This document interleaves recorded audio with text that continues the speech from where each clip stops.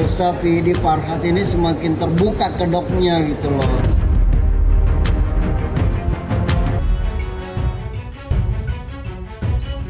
Ternyata sampai saat sekarang nggak ada dana yang dipulangin sama Farhat Abbas.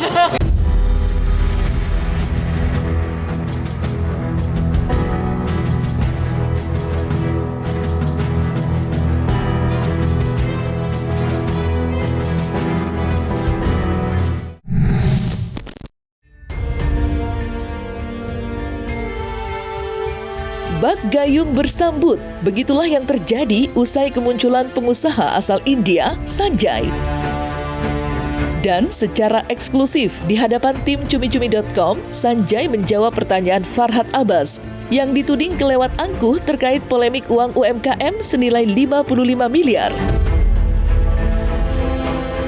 Ya, Farhat Abbas terlibat konflik dengan member UMKM yang kerap datang ke rumah Farhat untuk meminta uang miliknya. Farhat Abbas dalam pembelaannya percaya jika kasus tersebut hanya dapat ditindaklanjuti oleh kepolisian jika yang bersangkutan, dalam hal ini Sanjay dan istrinya, memberikan keterangan pada aparat kepolisian.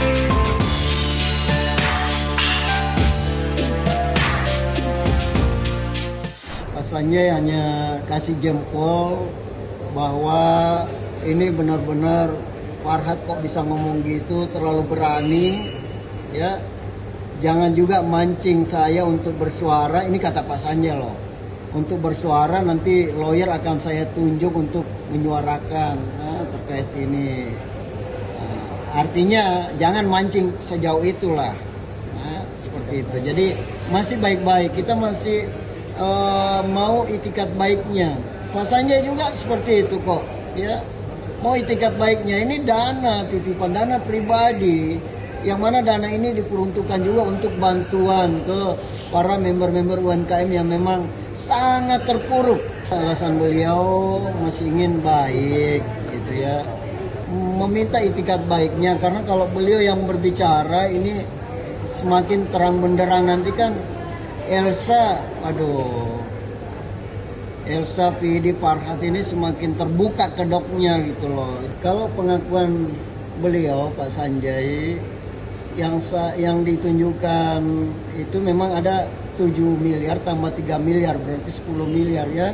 Lalu kemudian ada lagi tambahan 6 miliar. Nah,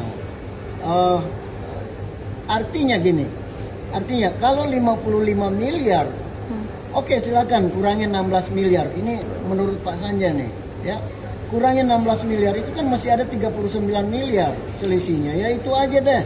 Meskipun Anda nggak kerja apa-apa sebagai lawyernya, Pak Sanjay juga mengakui bahwa cuma 2 kali ketemu sejak menjadi lawyer, itu pun Pak Sanjay nggak kenal Elsa sih waktu itu, cuma 2 kali, sampai BAP berulang-ulang pun nggak didampingi. Coba uang puluhan miliar seperti itu, ditambah lagi dana titipan yang nggak dibalikin, ini ada apa ini? Ya lawyer-lawyer seperti ini. Pak Sanjay sih mengatakan bahwa jangan paksakan saya untuk bersuara, itu aja. Karena kalau saya bersuara nanti tentu ya memang nggak secara langsung, tapi ada lawyer yang menyuarakan. Nah seperti itu aja langkahnya.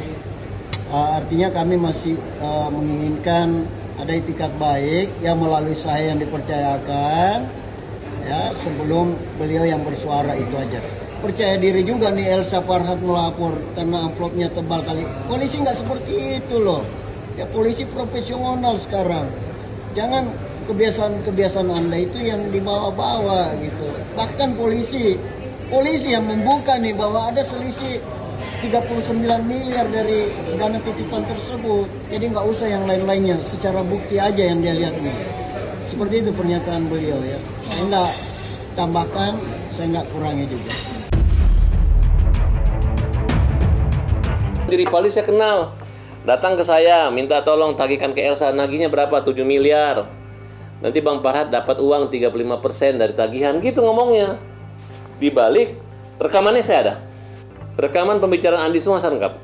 Dan saya anggap dia adalah orang yang jahat, yang egois, yang hanya untuk kepentingan diri sendiri tapi mengatasnamakan member-member lainnya. Tunggu waktunya, kau di penjara Andri, kau di penjara, percayalah sama saya.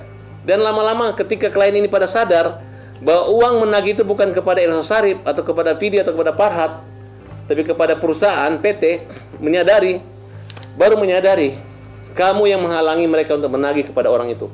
Andi Ripaldi dan ibu-ibu ini termasuk anak-anaknya akan saya laporin. Emang kalau kamu menangis, terus kamu sedih, kamu teriak, emang saya yang zolim sama kamu? Emang Tuhan tidak tahu?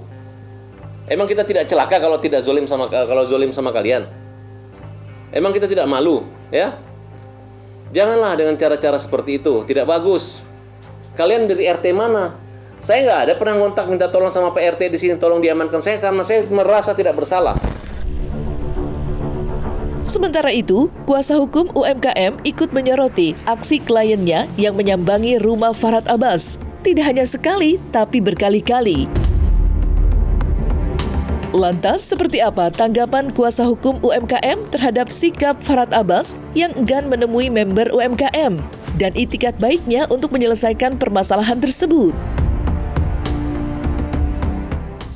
Kalau saya sebagai kuasa hukumnya daripada Andi Ripaldi yang mewakili para teman-teman UMKM ini, saya tidak pernah memang memerintahkan mereka harus ke sana atau kemari ya. Tapi itu murni saya lihat ada kegalauan, kekacauan sosial yang dialami ya secara moral ya.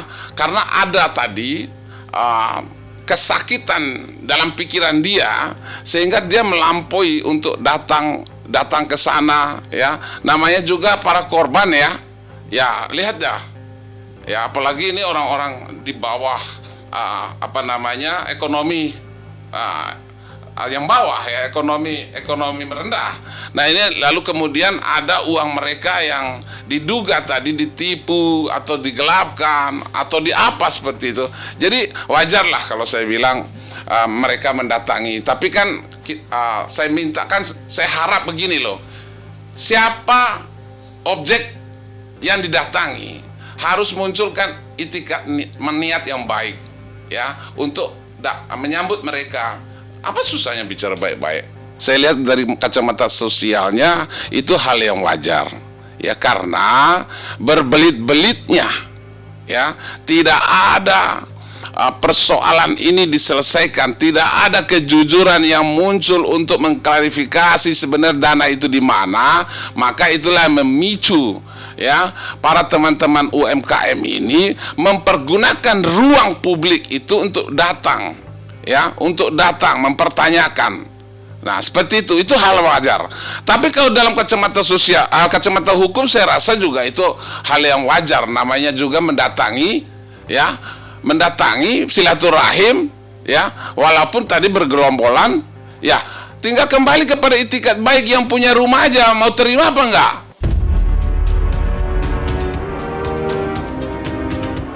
Di sisi lain, di tengah polemik kasus Agus dan Novi yang sedang memanas, beberapa member UMKM muncul ke lokasi diadakannya pertemuan antara pihak Novi dan Agus.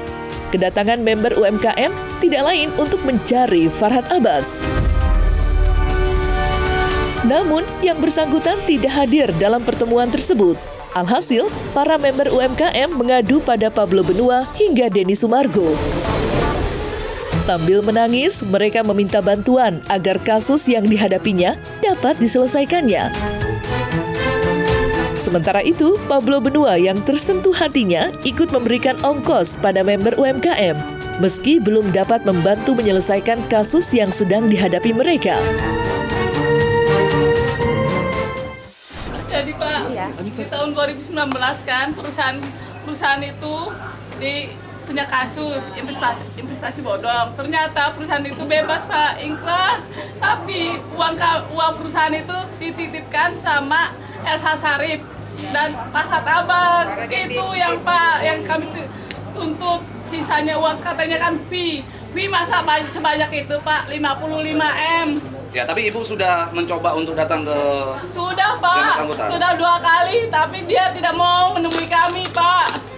Oh gitu. Malah dia mau somasi kami akan dipidanakan. Ya. Kami tidak sopan katanya. Kami datang baik-baik. Ya kasihan lah ya, kalau menurut kasihan nggak teman-teman wartawan, kasihan nggak? Ya kalau kita melihat perkara ini, saya pengen pelajari Bu. Kalau saya namanya pengacara, advokat, kita bicara bukti. Saya bela-belain, nggak Ojo, saya kesini, saya berharap ketemu Farhat, nggak tahunya nggak ada.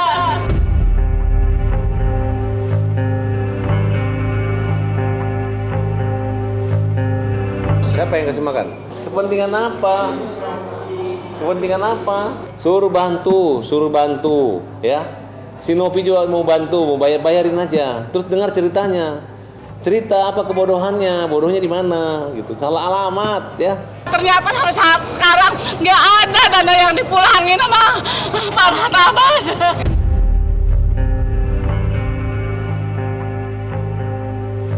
Jadi mereka ini ingin, ya paling tidak ditemui lah, dijelaskan keberadaan dananya. Biar jelas. Ya, biar jelas, supaya jelas, jangan ada fitnah. Ya, sementara mereka tahu dari owner sendiri ngomong bahwa dana kalian ada di sana. Nah, jadi dia itu dibodoh-bodohin sama si Andi. Andi, ketahuan lu itu biang kerok masalah ini gitu. Kamu itu gini nih, kamu tuh nagih India, nagih kan, nakut-nakutin India. India kasih lu duit kan. Nah, sekarang lu punya tugas, lu bilang sama India seolah-olah Elsa yang nipu orang. Padahal lu mengalih perhatian gitu. Padahal versi India lu nggak boleh nagih lagi karena pengadilan dia udah bebas. Artinya uang lu itu untuk pembelian slot iklan. Kalau siapa suruh mau ketipu dulu dibilang beli slot iklan dapat hadiah investasi kemudian dapat uang kembali, ya kan? Ya udahlah, ini persoalan gampang kok gitu. Kalau memang kamu merasa kamu ditipu, ya siapa yang nipu? Kalau India nipu ya tagih sama India. Jangan gara-gara Andi bawa ini ada surat bukti transfer. Ya memang ada bukti transfernya. Buktikan aja kalau itu uang penipuan. Silakan. Terus kalau yang lu laporin Elsa Sharif sama Pidi Galenso, kenapa gue yang didatangin? Betul nggak? Saya kan lawyer mereka. Tunggu waktunya. Kau di penjara, Andri. Kau di penjara. Percayalah sama saya. Dan lama-lama ketika klien ini pada sadar bahwa uang menagih itu bukan kepada Elsa Sharif atau kepada Pidi atau kepada Farhat, tapi kepada perusahaan PT, baru menyadari kamu yang menghalangi mereka untuk menagih kepada orang itu. Saya hadapi dengan klarifikasi. Gua nggak takut, gua datang.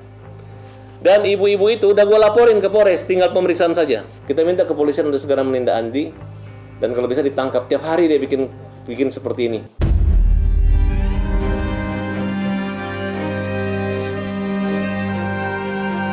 Nah, selesai sudah Cumi Lovers, saksikan terus Cumi Camp In-Depth, kabar lengkap, mendalam, dan akurat dari narasumber terpercaya.